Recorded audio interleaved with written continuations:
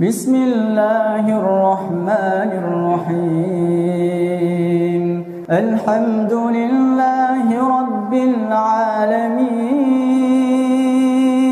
Ar-Rahmanirrahim. Maliki yawmiddin. Iyyaka na'budu wa iyyaka nasta'in. Ihdinas siratal mustaqim. Siratal ladzina an'amta 'alaihim ghairil maghdubi 'alaihim waladdallin. Halo semua, apakah kamu pernah mendengar klaim bahwa Islam adalah satu-satunya agama yang benar? Di beranda saya muncul sebuah video dari kanal Berkisah dengan judul Bukti Islam itu satu-satunya agama yang benar. Di video itu disampaikan beberapa argumen yang sering kita dengar.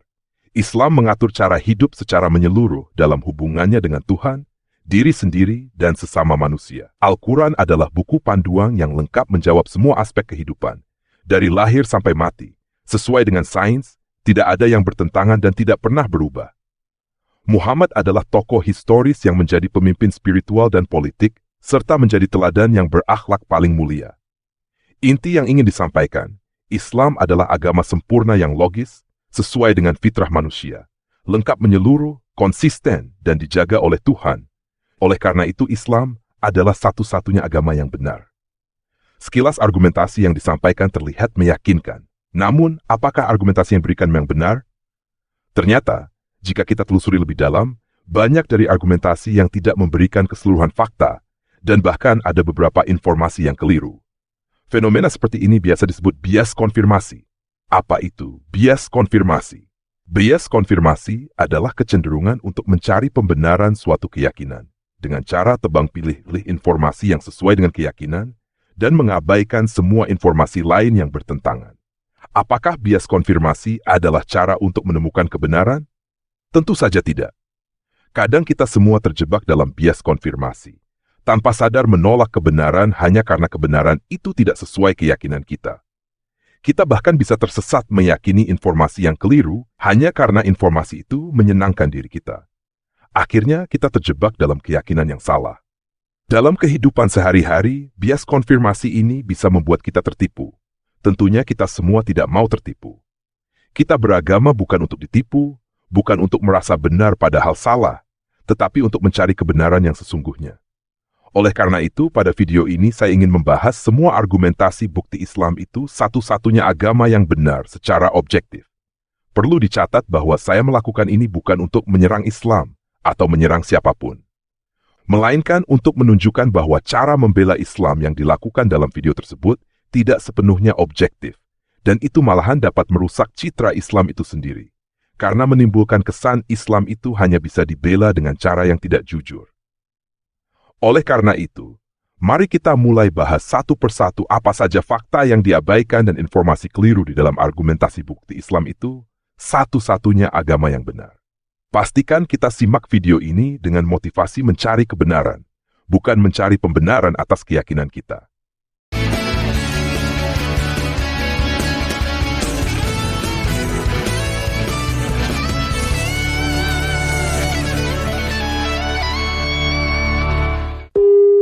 Nah, sekarang kita masuk pada argumentasi pertama untuk membuktikan Islam itu satu-satunya agama yang benar.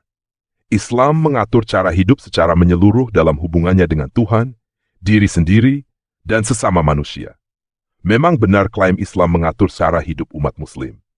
Namun jika kita telusuri lebih dalam, ada beberapa hal yang perlu dipertimbangkan ulang sebelum kita menerima klaim ini begitu saja. Yang pertama, agama mengatur seluruh cara hidup tidak membuktikan agama itu benar. Kalau kita mau jujur, agama-agama lain juga mengatur hubungan dengan Tuhan, diri sendiri, dan sesama manusia. Agama Yahudi bahkan lebih mengatur seluruh cara hidup daripada Islam. Contohnya, cara mengikat sepatu. Ketika memakai sepatu, kaki kanan harus diikat terlebih dahulu, tetapi simpul akhir harus dibuat di kaki kiri. Bahkan banyak cara hidup Islam yang sebenarnya mengambil dari agama Yahudi. Contohnya, perintah sunat tidak ada di dalam Al-Quran. Di dalam Al-Quran, hanya ada perintah mengikuti Ibrahim. Dari mana datangnya mengikuti Ibrahim itu artinya sunat? Dari hadis dan tafsir yang ujungnya merujuk pada agama Yahudi. Jadi jika kita mau jujur menggunakan kelengkapan ini sebagai tolak ukur kebenaran suatu agama, maka kita harus berkata, agama Yahudi lebih benar daripada agama Islam. Apakah umat Islam mau jujur berkata agama Yahudi lebih benar karena mereka lebih lengkap dan menyeluruh? Tentu tidak, kan? Yang kedua, kenyataannya banyak hal yang tidak diatur dalam Al-Quran dan hadis. Contohnya mengenai mengendarai mobil dan lainnya. Dan itu menjadi penyebab banyak aliran di dalam Islam. Contohnya ada negara-negara Islam yang melarang perempuan menyetir mobil. Ada yang tidak. Banyaknya fatwa pendapat yang dikeluarkan oleh para ulama dari berbagai aliran yang bisa saling bertentangan satu dengan yang lainnya, membuktikan bahwa sebenarnya Islam tidak mengatur seluruh cara hidup umat Muslim. Jadi Islam mengatur cara hidup secara menyeluruh dalam hubungannya dengan Tuhan, diri sendiri, dan sesama manusia itu tidak sepenuhnya tepat. Yang ketiga, walaupun ada aturan di dalam agama, bukan berarti aturan itu pasti benar. Contohnya di dalam Al-Quran dan hadis, ada aturan yang memperbolehkan perbudakan. Sekarang ini perbudakan sudah tidak bisa diterima, karena bertentangan dengan nilai-nilai kemanusiaan. Apakah kita mau kembali ke zaman yang memperbolehkan perbudakan? Tentu saja tidak, kan? Kenyataannya banyak Muslim yang tidak mau seluruh hidupnya diatur oleh agama. Jadi argumentasi Islam benar karena mengatur cara hidup secara menyeluruh dalam hubungannya dengan Tuhan, diri sendiri, dan sesama manusia itu tidak dapat diterima. Menggunakan cara ukur yang tidak benar, dan melakukan bias konfirmasi yang mengabaikan fakta bahwa masih banyak cara hidup yang tidak diatur dalam Islam, banyak aturan dalam Islam yang sudah tidak sesuai dengan zaman, dan ada agama lain yang lebih mengatur daripada Islam. Sekarang kita masuk ke argumentasi berikutnya. Al-Quran adalah buku panduan yang lengkap menjawab semua aspek kehidupan, dari lahir sampai mati, sesuai dengan sains, tidak ada yang bertentangan, dan tidak pernah berubah. Sekilas klaim ini terdengar sangat mengagumkan. Namun, benarkah Al-Quran memang seperti yang diklaim? Yang pertama, apakah Al-Quran benar-benar lengkap menjawab semua aspek kehidupan? Al-Quran memang menjawab beberapa aspek kehidupan, tetapi jika berkata seluruh aspek kehidupan, itu adalah klaim yang berlebihan. Contohnya, Al-Quran tidak memberikan panduan cara mengendarai mobil dan menggunakan ponsel. Fakta bahwa umat Islam membutuhkan tafsir, hadis, ijtihad, dan fatwa dari para ulama dalam segala hal justru menunjukkan bahwa Al-Quran bukanlah panduan yang lengkap secara langsung. Yang kedua, apakah Al-Quran selalu sesuai dengan sains dan tidak pernah bertentangan? Pernyataan ini mengandung bias konfirmasi yang sangat kuat. Jika kita melihat dari sudut pandang ilmiah, ada banyak ayat yang ditafsirkan ulang agar tampak sesuai dengan sains modern. Contohnya ayat tentang penciptaan manusia dari segumpal darah, yang secara biologis tidak tepat. Atau tentang matahari yang terbenam di lumpur hitam, yang diperdebatkan apakah itu kiasan atau fakta. Ada juga klaim bahwa Al-Quran sudah menjelaskan teori Big Bang, padahal sebenarnya tidak pernah disebut secara eksplisit di dalam Al-Quran. Yang terjadi adalah ayat-ayat ditafsirkan secara sangat fleksibel, agar kelihatannya sesuai dengan pengetahuan masa kini. Jika suatu hari sains berubah, maka tafsir pun berubah. Jadi klaim bahwa Al-Quran selalu sesuai dengan sains, pada kenyataannya lebih sering merupakan penyesuaian tafsir, bukan bukti ilmiah yang objektif. Yang ketiga, apakah Al-Quran tidak pernah berubah? Kenyataannya, mushaf Al-Quran berbahasa Arab baru saja diubah oleh Kementerian Agama Indonesia pada tahun 2018. Kita bukan berbicara tentang terjemahan, tetapi bahasa asli. Ada 186 kata yang diubah dalam Al-Quran berbahasa Arab oleh Kementerian Agama Indonesia pada tahun 2018. Jadi kenyataannya, Al-Quran berubah di sepanjang sejarah, baik dalam bahasa aslinya maupun dalam terjemahan dan penafsirannya. Oleh karena itu, argumentasi bahwa Al-Quran adalah buku panduan lengkap, sesuai sains, tidak bertentangan, dan tidak berubah, adalah bias konfirmasi yang tidak bisa diterima objektif. Assalamu ala manittaba'al huda. Pemirsa channel Raja Kelana yang budiman, pada video kali ini saya ingin menanggapi tanggapan saudara tanpa ragi akan bantahannya atas klaim Islam adalah agama yang benar yang beliau dapatkan di beranda channelnya. Dengan lugas, ia memberikan bantahan tentang klaim itu dengan satu kata, yakni bahwa kita umat Islam adalah orang yang bias konfirmasi. Dengan arti kata bahwa Muslim cenderung mencari pembenaran keyakinan Islam dengan tebang pilih informasi yang sesuai dengan keyakinan Islam dan mengabaikan semua informasi-informasi yang bertentangan dengan keyakinan Islam. Saya sangat setuju pada tanpa ragu bahwa beragama semestinya kita tidak terjebak pada bias konfirmasi, karena akan membuat kita sesat dan tertipu. Dan itu sangat disayangkan jika manusia yang dimandatkan oleh Allah Subhanahu wa Ta'ala sebagai khalifah dengan khazanah akal pikiran terjebak lingkaran bias konfirmasi yang merupakan kefatalan dalam meraih kebenaran. Maka tanpa ragu, Anda dan saya sama, kita tidak ingin ditipu dan tertipu. Oh iya, setelah saya mendengar pernyataan lugas saudara tanpa ragu ini, bahkan saya langsung berpikir bahwa kepercayaan yang Anda anutlah yang syarat dengan bias konfirmasi. Karena pada prinsipnya Kristen tidak pernah menggunakan akal pikirannya dalam menalaah kepercayaannya. Mereka hanya membabi buta dengan berkata, cukup percayai saja dan jangan engkau pertanyakan. Itu jawaban kelas para pendetanya jika jemaatnya bertanya tentang Tuhan pada khususnya. Ikhwan manittaba'al huda. Lalu orang pemilik kepercayaan yang aturannya adalah buatan manusia ini mau menghibur diri atas kemalangan kepercayaannya yang jauh dari kebenaran. Kebenaran apa? Yakni kebenaran konsep Tuhan, cara hidup yang benar, dan tuntunan dalam berinteraksi dengan sesama manusia dan alam sekitarnya. Saudara tanpa ragu ini asli tidak punya aturan dari Allah sang pemilik hidup, melainkan aturan yang dibuat-buat oleh manusia dengan segala keterbatasan dan kelemahannya.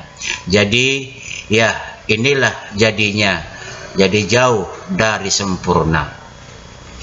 Mari kita ulas bantahannya saudara tanpa ragu, yang mana ia telah memberikan inti dari klaim Islam itu adalah Islam adalah agama sempurna yang logis, sesuai dengan fitrah manusia, lengkap dan menyeluruh, konsisten dan dijaga Allah Subhanahu wa Ta'ala. Oleh karena itu, Islam adalah satu-satunya agama yang benar.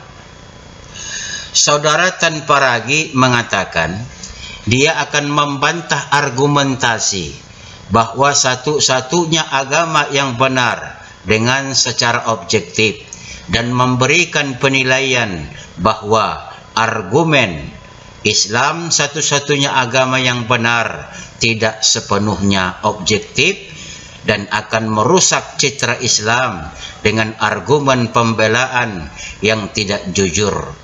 Sungguh Anda ini seperti maling teriak maling tanpa ragu. Kenapa saya katakan demikian? Karena pendiri kepercayaan Anda berkata dengan jelas pada bukunya Filipi 1 nomor 18, tetapi tidak mengapa Sebab bagaimanapun juga Kristus diberitakan baik dengan maksud palsu maupun dengan jujur. Tentang hal itu aku bersukacita dan aku akan tetap bersukacita. Lalu kemudian pada buku Roma 3 nomor 7, akan tetapi jika melalui kebohonganku kebenaran Allah menjadi berlimpah kemuliaannya, mengapa aku masih dihakimi sebagai seorang pendosa? Lalu dilanjutkan lagi pada 1 Korintus 9 nomor 20. Demikianlah bagi orang Yahudi, aku menjadi seperti orang Yahudi, supaya aku memenangkan orang-orang Yahudi. Bagi orang-orang yang hidup di bawah hukum Taurat, aku menjadi seperti orang yang hidup di bawah hukum Taurat, sekalipun aku sendiri tidak hidup di bawah hukum Taurat, supaya aku dapat memenangkan mereka yang hidup di bawah hukum Taurat. Dari pernyataan pendiri kepercayaan Anda ini, akankah Anda bisa jujur dan objektif dalam mengkritisi agama Islam? Masalahnya, kepercayaan yang Anda anut didirikan atas tipu daya dan dusta. Tapi saat ini saya husnuzon saja dulu. Mana tahu Anda memang bisa jujur, tidak seperti pendiri kepercayaan Anda. Baik, mari kita lihat apa argumen yang Anda jabarkan dalam video Anda ini. Ikhwan manittaba'al huda. Argumen pertama, saudara tanpa ragi, mengatakan bahwa agama yang mengatur seluruh cara hidup tidak membuktikan agama itu benar, karena katanya agama-agama lain juga mengatur hubungan dengan Tuhan, diri sendiri, dan sesama manusia. Bahkan katanya agama Yahudi lebih mengatur cara hidup daripada Islam, dan bahkan Islam banyak mengambil cara hidup Yahudi seperti perintah sunat yang tidak ada dalam Al-Quran, dengan dalih bahwa Islam hanya mengikut perintah Ibrahim. Lalu bagaimana perintah Ibrahim diartikan bersunat? Dengarkan baik-baik saudara tanpa ragi. Ada agama dan banyak kepercayaan di tengah kehidupan kita yang mengatur cara hidup, tapi hanya agama Islamlah yang mengatur seluruh cara hidup yang benar. Selain dari itu, walaupun ada kepercayaan di luar Islam yang mengatur hidup manusia, tapi itu tidak menyeluruh dan juga tidak benar. Kenapa? Karena agama Islamlah yang memiliki Tuhan yang benar, yang mengawasi dan mengatur segala ciptaannya.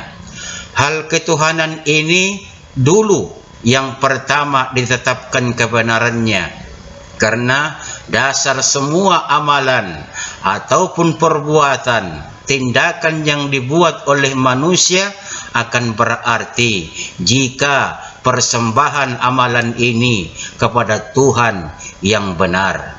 Tanpa itu, apapun baiknya menurut pemikiran manusia, dan amalan itu tidak akan berguna dan juga tidak akan memberikan manfaat baik bagi dirinya untuk kehidupan di akhirat nanti. Oleh karena itu, agama Islam dan seabrek kepercayaan yang ada semuanya punya Tuhan. Betul? Saudara tanpa ragi, pencipta dan pemilik alam semesta ini hanya satu saja loh. Sebab jika ada saingan Tuhan, maka dunia ini sudah hancur. Jika ada Tuhan yang butuh kawan, maka alam raya ini akan jadi centang perenang. Jadi sekali lagi, pencipta dan pemilik alam ini tanpa ragi hanya satu Tuhan saja. Lalu Tuhan siapakah yang benar? Untuk menjawab ini, mari kita kerucutkan permasalahannya. Yakni, bahwa Tuhan yang satu itu pasti yang diajarkan oleh Nabi Ibrahim alaihissalam kepada turunannya. Maka kepercayaan di luar dari ajaran Nabi Ibrahim adalah Tuhan yang salah. Jadi dari pemahaman ini tinggallah dua agama lagi yang akan kita tilik dan kita analisa sejauh mana dan bagaimana dia menjalankan apa yang telah diperintahkan oleh Tuhan yang benar ini. Jadi sekali lagi tanpa ragu, hanya tinggal agama Islam dan kepercayaan Yahudi. Bukankah demikian? Islam dan Yahudilah yang menuhankan Tuhan yang satu itu dan Tuhan yang benar itu, yang dipanggil oleh Nabi Ibrahim dengan El Shaddai dalam bahasa Ibrani dan Al-Aziz dalam bahasa Arab. Kemudian pertanyaannya tanpa ragu, bagaimana Allah Subhanahu wa Ta'ala menurunkan aturan cara hidup yang lengkap kepada satu keturunan saja, yakni Bani Yakub atau Bani Israel, sementara manusia yang Allah ciptakan tidak cuma Bani Yakub, banyak bani lain, bahkan sudah berbangsa-bangsa yang sangat banyak. Yahudi itu secuil kelompok manusia di tengah miliaran manusia yang Allah ciptakan. Bahkan Nabi Yesua atau Isa alaihissalam sendiri pernah berkata dalam catatan Matius 5 nomor 20, maka aku berkata kepadamu, jika hidup keagamaanmu tidak lebih benar daripada hidup keagamaan ahli-ahli Taurat dan orang-orang Farisi, sesungguhnya kamu tidak akan masuk ke dalam kerajaan sorga. Jadi dari sini Yesua menyatakan sendiri bahwa kepercayaan, amalan, muamalah orang Yahudi masih jauh dari kesempurnaan, masih banyak kekurangan. Lalu kemudian pada catatan Yohanes 16 nomor 12 sampai 14, masih banyak yang harus kukatakan kepadamu, tetapi sekarang kamu belum dapat menanggungnya. Tetapi apabila ia datang, yaitu roh kebenaran, dia akan memimpin kamu ke dalam seluruh kebenaran. Sebab ia tidak akan berkata-kata dari dirinya sendiri, tetapi segala sesuatu yang didengarnya itulah yang akan dikatakannya, dan ia akan memberitakan kepadamu hal-hal yang akan datang. Ia akan memuliakan aku, sebab ia akan memberitakan kepadamu apa yang diterimanya daripada aku. Nabi Yesua atau Isa alaihissalam sendiri menyatakan masih banyak yang ingin dikatakannya, tapi murid-muridnya tidak akan dapat menanggungnya. Itu artinya masih banyak kekurangan tentang cara hidup Yahudi, bahkan murid-murid Yesua sendiri. Lalu mengenai sunnat tanpa ragu, ketahuilah bahwa Nabi Ibrahim bukanlah Bani Israel, apalagi Yahudi. Nabi Ibrahim adalah orang Hanif. Islam dan Yahudi sama-sama mengikuti perintah Ibrahim. Saudara tanpa ragu, dalam surat An-Nahl ayat 123 ada di sana dikatakan millata Ibrahim. Dengar. A'udzubillahi minasyaitonir rajim. Bismillahirrahmanirrahim. Summa auhayna ilaika anittabi' millata Ibrahim hanifa wa ma kana minal musyrikin. Kemudian kami wahyukan kepadamu Nabi Muhammad, ikutilah agama Ibrahim sebagai sosok yang hanif dan tidak termasuk orang-orang musyrik. Apa kamu tahu apa saja millat Ibrahim itu, saudara tanpa ragu? Jika kamu tidak tahu, saya akan coba bacakan kepada kamu Quran surah Al-Hajj ayat 78. A'udzubillahi minasyaitonir rajim. Bismillahirrahmanirrahim. wajahidu fillahi haqqu jihadih huwa ajtabakum wa ma ja'ala 'alaikum fid din min haraj millata abikum Ibrahim wa sammakumul muslimin min qablu wa fi hadza liyakuna ar-rasulu shahidan 'alaikum wa takunu syuhada'a 'alan nas fa aqimis salata wa atuz zakata wa'tasimu billah huwa maulakum fa ni'mal maula wa ni'man nasir. Berjuanglah kamu pada jalan Allah dengan sebenar-benarnya. Dia telah memilih kamu dan tidak menjadikan kesulitan untukmu dalam agama. Ikutilah agama nenek moyangmu, yaitu Ibrahim. Dia Allah telah menamakan kamu orang-orang muslim sejak dahulu. Dan begitu pula dalam kitab ini, Al-Quran, agar Rasul Nabi Muhammad menjadi saksi atas dirimu dan agar kamu semua menjadi saksi atas segenap manusia. Maka tegakkanlah salat, tunaikanlah zakat, dan berpegang teguhlah pada ajaran Allah. Dia adalah pelindungmu, dia adalah sebaik-baik pelindung dan sebaik-baik penolong. Salah satu perintah Allah kepada Nabi Allah Ibrahim alaihissalam adalah bersunnat qulub, dan perintah itu diajarkan kepada turunannya turun-temurun. Sekali lagi, millah Ibrahim itu bagiannya ada yang dikatakan ajaran sunnat. Oke? Tanpa lagi, semoga kamu mengerti dan jujur mengakuinya bahwa hanya Islamlah satu-satunya agama yang benar. Kemudian kamu berkata bahwa kenyataannya banyak hal yang tidak diatur dalam Al-Quran dan Al-Hadis. Kamu mengambil contoh mengendarai mobil dalam Islam, sehingga banyak fatwa dalam hal ini. Oleh karena adanya perbedaan pendapat ini, sehingga Anda menyatakan bahwa klaim Islam mengatur cara hidup tidak tepat. Saudara tanpa ragi, engkau menyimpulkan bahwa karena perbedaan fatwa itu menjadi Islam bukan satu-satunya agama yang benar dan mengatur diri sendiri serta hubungan dengan sesama manusia, menunjukkan betapa blurnya ilmu Anda soal Islam.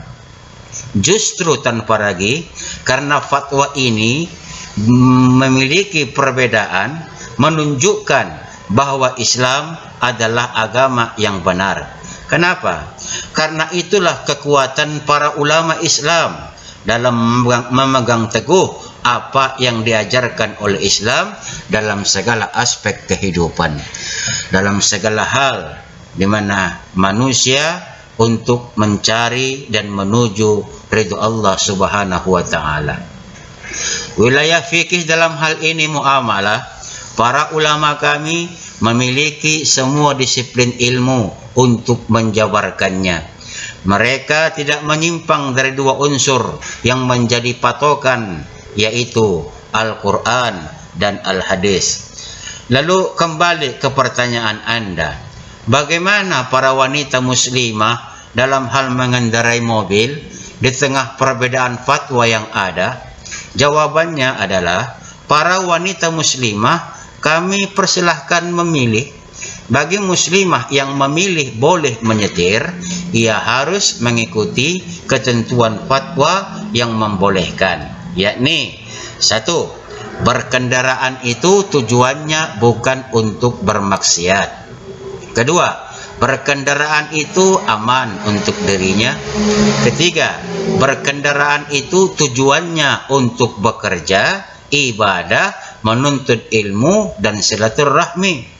4. Berkendaraan itu tidak menimbulkan fitnah baginya. Lalu yang 5, berkendaraan itu tidak membuatnya mengumbar auratnya. Lihatlah saudara tanpa ragi, sempurnanya agama kami dalam mengatur hidup muslimah kami. Ingat, dalam aturan Islam tentang wanita, soal kewajiban menutup auratnya adalah amar wajib. dan muslim dan muslimah menjalankan itu dengan taat. Lalu soal aktivitasnya, ada amar irsyad, perintah lebih baik beraktivitas di rumah. Lalu ada hukum mubah, boleh pada hal-hal yang diperbolehkan agama, seperti fatwa yang Anda permasalahkan.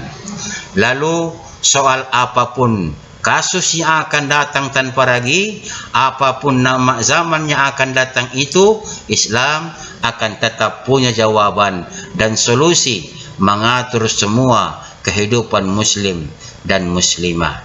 Karena ada disiplin ilmu Islam dalam qaid fikih, al-adatul muhakkamah. Suatu adat istiadat dapat menjadikan landasan legitimasi suatu hukum dalam agama Islam. Tapi ini bukan satu kemutlakan. Namun, apabila jika hal ini diperlukan, maka bisa dijadikan kaedah untuk meraih kemaslahatan dan menolak kemaspadatan. Selanjutnya, Anda mengatakan bahwa agama yang ada aturan tidak menunjukkan agama itu benar. Aneh Anda ini. Justru yang tidak ada aturanlah yang tidak akan pernah benar. Ingat tanpa ragu, sekali lagi saya katakan kepada Anda, makhluk Allah yang tidak ada aturan adalah binatang. Sementara makhluk Allah yang tidak mau diatur adalah iblis laknatullah. Kira-kira di antara dua hal ini, yang manakah kamu, saudara tanpa ragu? Kemudian pada bagian ini juga Anda mengatakan bahwa dalam Islam ada aturan memperbolehkan perbudakan. Tanpa ragu, Anda ini bicara atau sedang menginggau? Mana ada Islam memperbolehkan perbudakan? Inilah akibatnya jika mengkritisi Islam tanpa ilmu. Lalu bagaimana Anda akan objektif sementara Anda tidak tahu apa-apa tentang Islam? Yang ada adalah bahwa Anda membuat penilaian subjektif, karena pada dasarnya Anda adalah kafir yang tidak tahu apa-apa tentang Islam. Saudara tanpa ragu, sebelum Islam datang, manusia sudah diperbudak oleh manusia lain. Kamu membaca sejarah bukan? Anda ini semakin tak objektif. Bagaimana Anda menyalahkan Islam tentang perbudakan, sementara perbudakan itu sudah ada sejak zaman pra-Islam? Bahkan Anda harus ketahui tanpa ragu, karena Islamlah yang mengikis habis perbudakan manusia. Islam sangat berperan penting dalam memerdekakan budak. Kalau seandainya Islam tidak ada, sangat boleh jadi sampai kini perbudakan akan terus ada, dan tidak menutup kemungkinan bahwa Anda mungkin salah satu budak seseorang. Tahukah Anda tanpa ragu bagaimana cara Islam mengikis perbudakan? Islam mengikis perbudakan melalui syariat hukum Islam. Simak baik-baik tanpa ragu. Pertama, pembebasan budak merupakan kewajiban bagi manusia yang ingin bersyukur kepada Allah. Di dalam Quran surah Al-Balad ayat 10 sampai 13, Allah berfirman, A'udzu billahi minasyaitonir rajim. Bismillahirrahmanirrahim. Wa hadainahun najdain falaqtahamal 'aqabah wa ma adraka mal 'aqabah fakku raqabah. Serta kami juga telah menunjukkan kepadanya dua jalan, kebajikan dan kejahatan. Maka tidakkah sebaiknya dia menempuh jalan kebajikan yang mendaki dan sukar? Tahukah kamu apakah jalan yang mendaki dan sukar itu? Itulah upaya melepaskan perbudakan. Itu yang pertama. Lalu yang kedua, pembebasan budak sebagai bentuk sanksi atas kejahatan-kejahatan baik kriminal maupun kejahatan lainnya. Pada surah An-Nisa ayat 92 Allah berfirman, A'udzu billahi minasyaitonir rajim. Bismillahirrahmanirrahim. wa ma kana limu'minin ayyaqtula mu'minan illa khata'a wa man qatala mu'minan khata'a fatahriru raqabah mu'minatun wadiyata musallamata ila ahlihi illa ayyasaddaqu fa in kana min qaumin aduwwil lakum wa huwa mu'minun fatahriru raqabah mu'minah wa in kana min qaumi bainakum wa bainahum mitsaqu fidyatun musallamah ila ahlihi wa tahriru raqabah mu'minatin faman lam yajid fasiyamu sahraini mutatabi'ain taubatan minallah wa kana Allahu aliman hakima. Tidak patut bagi seorang mukmin membunuh seorang mukmin kecuali karena tersalah, tidak sengaja.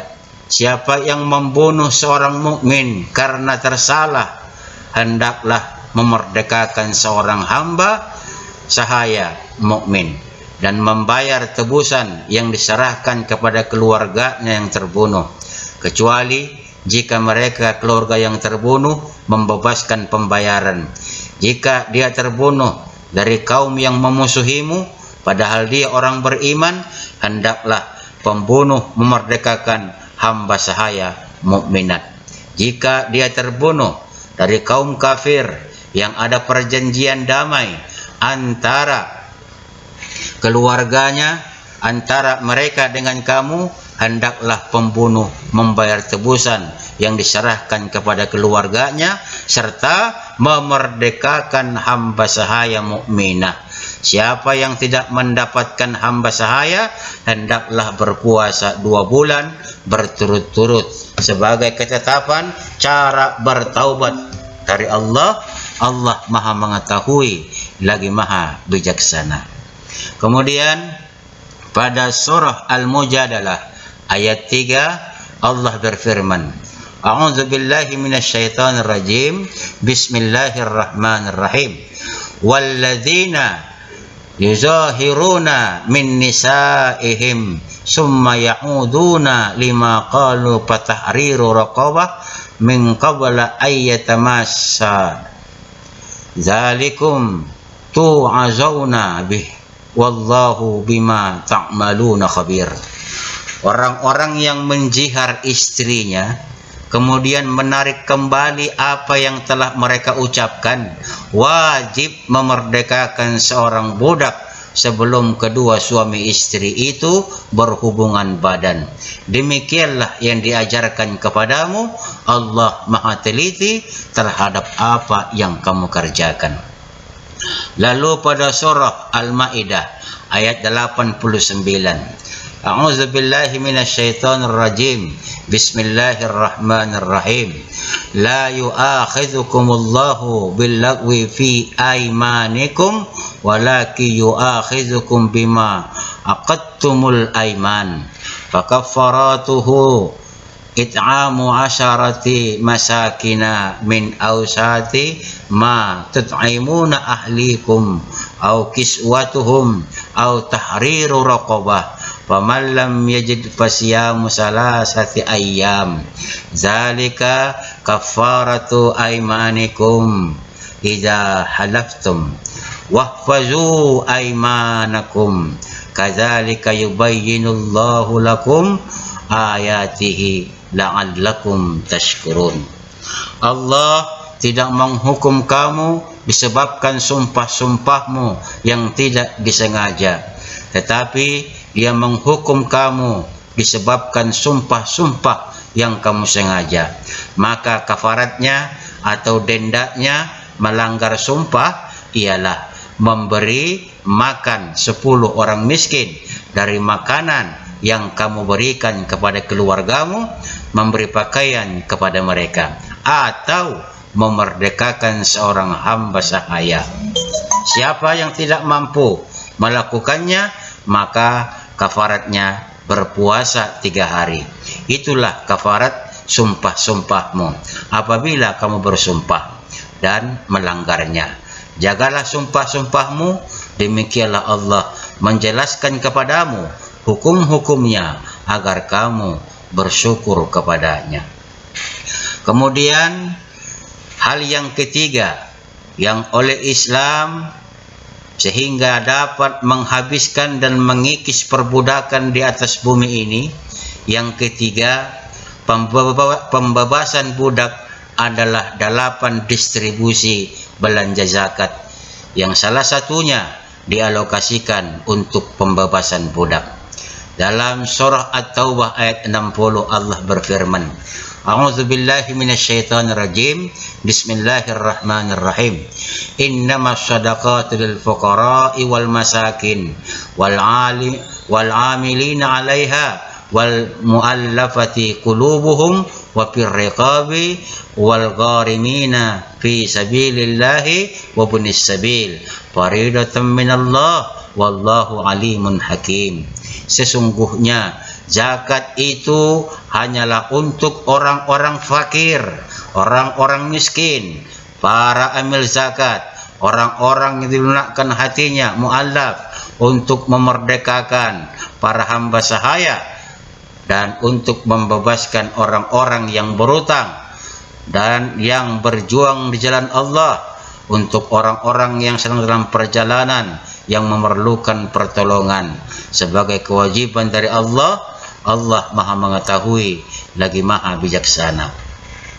Lalu kemudian yang keempat, tanpa ragu, salah satu hikmah di balik larangan praktek riba pada masa Nabi adalah untuk mencegah terjebaknya seseorang dalam perangkap rentenir karena kesulitan membayar yang akhirnya bisa mengakibatkan dirinya atau anaknya dijadikan budak sebagai jaminan. Dalam Al-Quran surah Al-Baqarah ayat 278 sampai 279. A'udzubillahi minasyaitonir rajim. Bismillahirrahmanirrahim. Ya ayyuhalladzina amanu taqullaha wa dharu ma baqiya minar riba in kuntum mu'minin. Fa in lam taf'alu fa'zanu biharbin minallahi wa rasulih wa in tubtum falakum ru'usu amwalikum la tuzlimuna wa la tuzalamun. Wahai orang-orang yang beriman, bertakwalah kepada Allah dan tinggalkanlah sisa riba yang belum dipungut jika kamu orang-orang mukmin. Jika kamu tidak melaksanakannya, ketahuilah akan terjadi perang dahsyat dari Allah dan Rasul-Nya. Akan tetapi jika kamu bertaubat, kamu berhak atas pokok hartamu, kamu tidak berbuat zalim atau merugikan dan tidak dizalimi atau dirugikan. Lalu yang kelima, menghukum mati penyamun. Di masa sebelum Islam, kafilah dagang atau siapa saja yang melintas di padang pasir selalu menjadi sasaran empuk qutta' turuq. Mereka adalah para penyamun, perampok atau begal yang kerjanya merampok, membunuh dan menjadikan tawanan sebagai budak. Perampokan dan penculikan adalah pintu kedua jatuhnya manusia ke perbudakan. Untuk itu, Islam menutup pintu kedua ini rapat-rapat dengan turunnya surah Al-Maidah ayat 33. A'udzubillahi minasyaitonir rajim. Bismillahirrahmanirrahim. Innama jazaa'ul ladzina yuharibuna Allah wa rasulahu wa yas'auna fil ardi fasadan ay yuqattalu ay yusallabu aw tuqatta'a aydihim wa arjuluhum min khilaf aw yunfaw min al-ard dzalika lahum khizyun fid dunya wa lahum fil akhirati azabun azim. Balasan bagi orang-orang yang memerangi Allah dan Rasul-Nya serta membuat kerusakan di bumi hanyalah dibunuh, disalib, dipotong tangan dan kaki mereka secara silang, atau diasingkan dari tempat kediamannya. Yang demikian itu merupakan kehinaan bagi mereka di dunia, dan di akhirat kelak mereka mendapat azab yang sangat berat.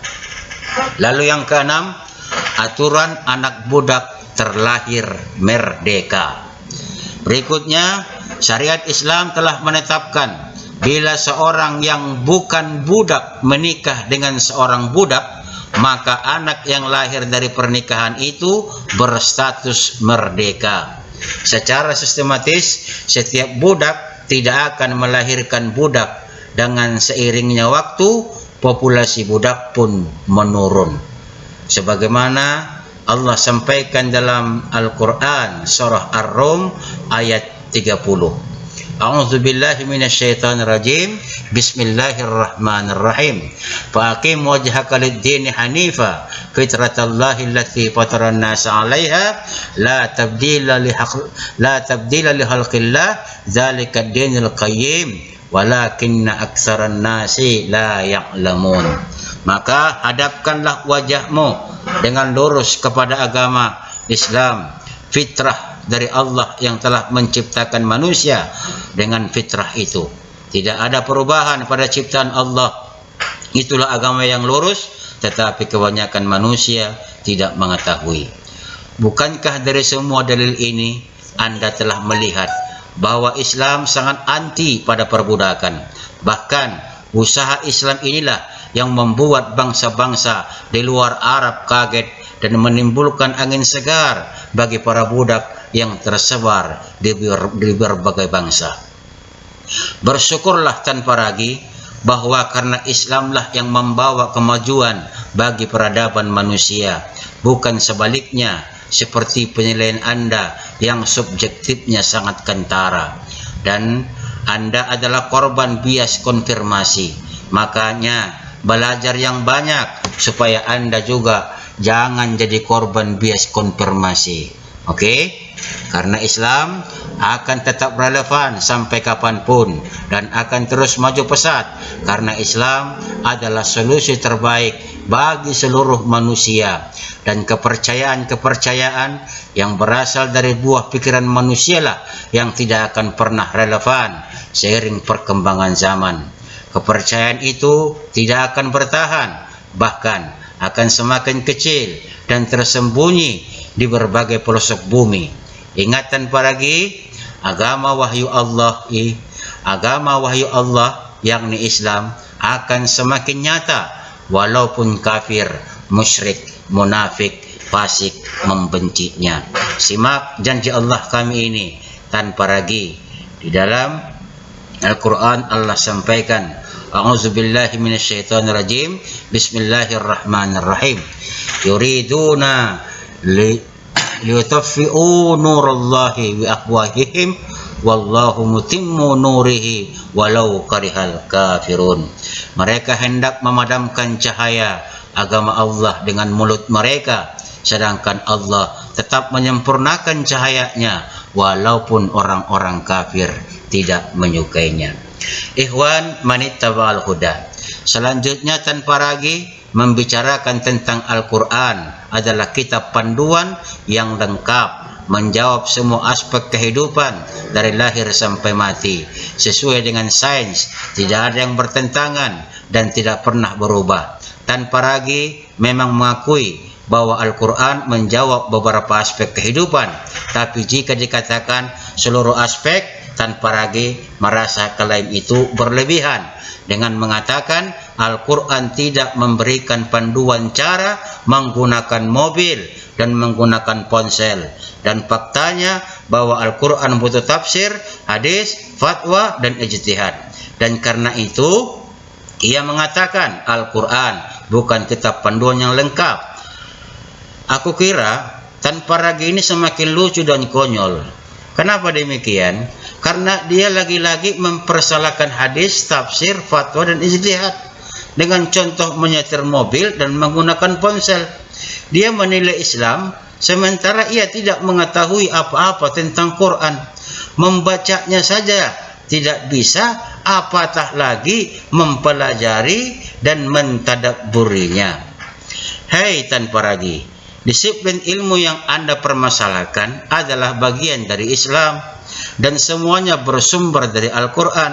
Nah, ketika semua disiplin ilmu itu sumbernya cuma satu, yakni Al-Quran, bukankah Al-Quran telah memberikan panduan hidup yang lengkap bagi hidup manusia?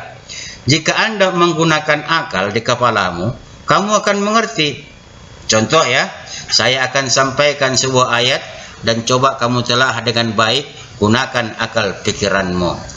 Dalam surah Ar-Rahman ayat 33 Allah berfirman, A'udzu billahi minasyaitonir rajim. Bismillahirrahmanirrahim.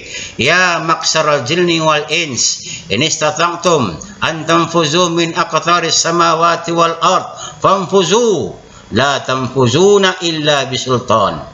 Wahai segenap jin dan manusia, jika kamu sanggup menembus penjuru langit dan bumi, tembuslah. Kamu tidak akan mampu menembusnya kecuali dengan kekuatan. Coba cari arti dan makna kekuatan yang dimaksud Allah pada ayat itu. Jangankan menyetir dan dengan menggunakan ponsel, bawa pesawat, roket saja, Al-Quran memandumu. Paham tidak kamu tanpa lagi? Tolong gunakan akal pikiranmu. Lalu kemudian Anda mempertanyakan, apakah Al-Quran sesuai sains dan tidak bertentangan? Lalu Anda mengatakan itu lagi-lagi bias konfirmasi yang sangat. Maka saya katakan bahwa sebenarnya Andalah yang menjadi korban bias konfirmasi yang sangat akut. Dan lagi-lagi Anda menyalahkan tafsir yang seakan-akan tafsir dipaksakan supaya sesuai sains. Dan dalam hal ini saudara tanpa ragu mempertanyakan penciptaan manusia dari segumpal darah yang tidak tepat secara biologis dan tidak tepat secara pendapat ilmu yang telah didapatkan oleh manusia. Emangnya apa kata ahli biologi tentang penciptaan manusia? Saudara tanpa ragu, yang memberikan ilmu itu kepada manusia adalah Allah Subhanahu wa taala. Sekali lagi tanpa ragu, aku mau bertanya, apakah diri kamu dan seluruh perangkat yang ada pada dirimu itu milikmu? Jawabnya bukan. Sekali-kali bukan. Oh ya saudara, apakah kamu tahu apa arti nutfah, alaqah, mudghah, dan nutfah ruh? Inilah yang Allah informasikan kepada manusia, proses penciptaan manusia turunan Adam. Apakah ahli biologi menemukan selain apa yang diwahyukan Allah? Kalau ada, apakah itu? Coba ceritakan, sampaikan kepada kita apa yang berbeda yang digambarkan oleh Quran yang ditemukan oleh yang namanya manusia. Lalu kemudian matahari yang terbenam di lumpur hitam.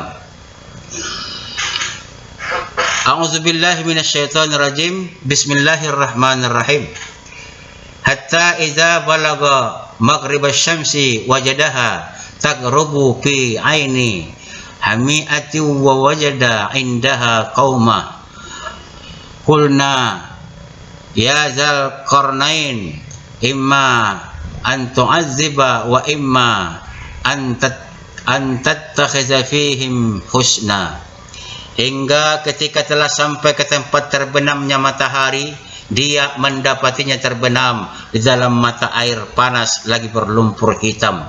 Di sana dia menemukan suatu kaum yang tidak mengenal agama. Kami berfirman, wahai Zulkarnain, engkau boleh menghukum atau berbuat kebaikan kepada mereka dengan mengajak mereka beriman. Pada surah Al-Kahfi ayat 86 ini, coba jawab, marja domir wajadaha kepada siapa? Dan yang jelas ayat ini bukan soal penciptaan matahari terbenam, tetapi penglihatan si domir yang ada pada wajadaha. Cobalah sesekali pergi ke tepi pantai, menikmati fenomena saat matahari menjelang maghrib.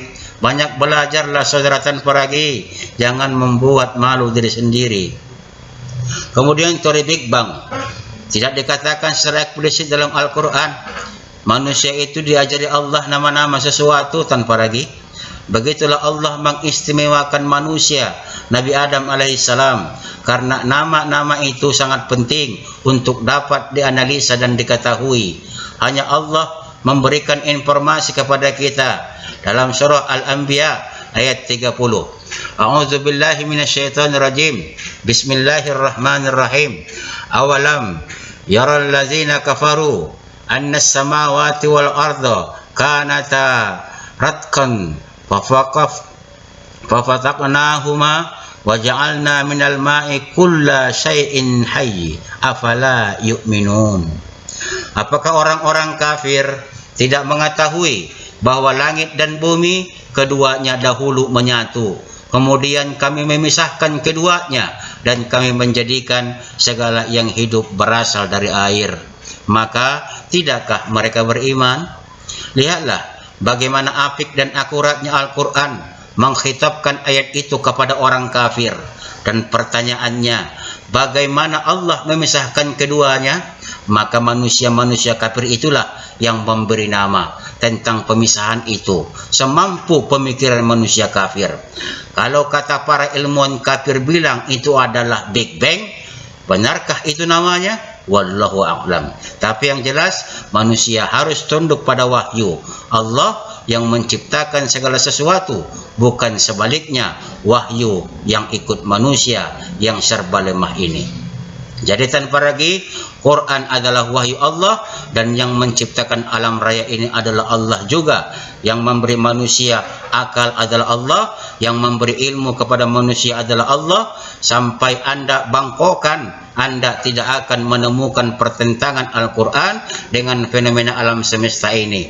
Wong sumbernya sama, lalu bagaimana bisa bertentangan? Sebanyak apapun teori final yang didapatkan manusia pada zaman yang akan datang, pada gilirannya mereka kafir akan selalu terkejut dengan mukjizat Nabi Muhammad sallallahu alaihi wasallam, yakni Al-Qur'anul Karim. Ikhwan manittabal huda. Kemudian saudara tanpa ragu ini mengatakan bahwa mushaf Al-Quran dirubah oleh Departemen Agama tahun 2018. Yang dirubah bukan terjemahannya, bahkan sampai 186 bahasa Arabnya dirubah. Wah, ini saya harus menyatakan kepada saudara tanpa ragu bahwa kami Muslim tidak seperti Anda ketika menerima informasi. Allah Subhanahu wa Ta'ala mengajari kami apa yang harus dilakukan jika menerima informasi, sebagaimana Allah berpesan kepada kami pada surah Al-Hujurat ayat 6. A'udzubillahi minasyaitonirrajim. Bismillahirrahmanirrahim. Ya ayyuhallazina amanu in ja'akum fasikum binaba'in fatabayyanu an tusibu qauma bijahalatin fatusibhu ala ma fa'altum nadimin. Wahai orang-orang beriman, jika seorang fasik datang kepadamu membawa berita penting, maka telitilah kebenarannya agar kamu tidak mencelakakan suatu kaum karena ketidaktahuanmu dan berakibat kamu menyesali perbuatanmu itu. Nah, karena tanpa ragu adalah orang fasik, bahkan orang kafir, beritamu harus diteliti dulu supaya jangan jadi korban bias konfirmasi. Tuhan saya sudah berpesan begitu. Itulah masalahmu saudara tanpa ragu. Kamu tidak ada tuntunan dari Allah yang maha segalanya seperti kami Muslim. Makanya kamu sangat rapuh dan diperdaya penipu dan akhirnya jadi korban bias informasi. Ini ada bantahan dari Departemen Agama tentang hoax tersebut. Tidak ada berita yang valid menyatakan bahwa Departemen Agama Islam di Indonesia telah merubah bahasa Arab dalam Al-Quran. Al-Quran tetap diturunkan dalam bahasa Arab dan tetap dijaga keasliannya. Al-Quran sebagai firman Allah Subhanahu wa Ta'ala diturunkan dalam bahasa Arab untuk menjaga keabadian dan keasliannya. Bahasa Arab memiliki kekayaan kosakata dan struktur yang memungkinkan Al-Quran menyampaikan pesan-pesan Allah Subhanahu wa Ta'ala dengan tepat dan mendalam. Departemen Agama Islam di Indonesia melalui Lajnah Pentasihan Mushaf Al-Quran, Balitbang dan Diklat Kementerian Agama terus berupaya menjaga keaslian dan kemurnian Al-Quran dalam bentuk tulisan dan penerjemahannya. Mereka juga meluncurkan aplikasi Al-Quran digital yang dapat digunakan umat Islam di Indonesia untuk mengakses Al-Quran dalam bahasa Arab dan terjemahannya. Oleh karena itu, berita yang menyatakan bahwa bahasa Arab dalam Al-Quran dirubah Departemen Agama Islam di Indonesia tidak valid dan tidak memiliki dasar. Lo dapat berita dari mana, bro? Hati-hatilah bro, supaya kamu jangan terus menjadi korban bias konfirmasi. Kasihan kamu bro. Jadi saya sampaikan ya bro, Al-Quran akan tetap terjaga sampai kapanpun. Al-Quran akan terus menaklukkan sains yang akan kafir-kafir temukan pada masa yang akan datang, dan akan membuat mereka terkejut dan tercengang berhadapan dengan Al-Quran. Anda yang jadi korban bias konfirmasi kok malah kayak lempar batu sembunyi tangan. Ente ini bagaimana sih? Demikianlah bantahan bagian pertama untuk tanpa ragu yang omongannya syarat dengan bias konfirmasi. Semoga kita muslim tidak menjadi korban bias konfirmasi sebagaimana yang dialami oleh saudara sebangsa kita ini. Assalamualaikum manittaba'al huda.